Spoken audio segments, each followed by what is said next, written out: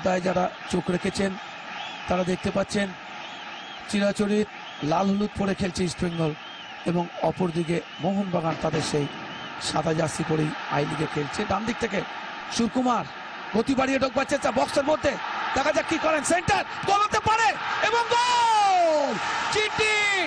চিট্টি গোল শোধ করে দিলেন। একটা সংঘবদ্ধ আক্রমণ, যেভাবে সুরকুমার চলে গিয়েছিলেন দেখুন, আনন্দ প্রকাশ করার ভঙ্গিমাটি, উল্লসিত মোহনবাগান সমর্থকেরা, লাল হলুদ সমর্থকেরা কিছুক্ষণ আগে যুব ভারতী মাতিয়ে দিয়েছিল। এই মুহূর্তে মোহনবাগান সমর্থকেরা যুব ভারতীতে গগনভেদী চিৎকারে নতুন করে তাদের আনন্দ প্রকাশ করছে। খেলায় সমতা ফিরিয়ে আনলো মোহনবাগান। যেভাবে গোলটি করেছে মোহনবাগান তার কিন্তু প্রশংসা করতে হবে প্রদীপ।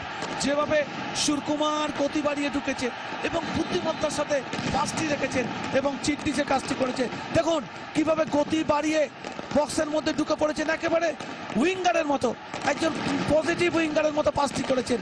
একেবারে প্রথম পোস্টে আঘাত করে যেভাবে পাসটি রেখেছেন চিট্টির উদ্দেশ্যে তার কিন্তু প্রশংসা করতেই হবে। এবং চিট্টি কোনো ভুল করেননি, ডান পায়ে বলটিকে জালে জড়িয়ে দিয়েছে। এই মুহূর্তে যুব ভারতী ক্রীড়াঙ্গনে খেলার ফলাফল মোহনবাগান 1 ইস্টবেঙ্গল 1।